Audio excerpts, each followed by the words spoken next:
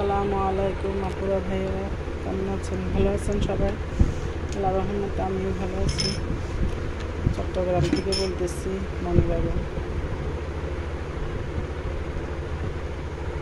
আজকে রান্না করেছি মাছ, তেলাপিয়া মাছ রান্না করেছি।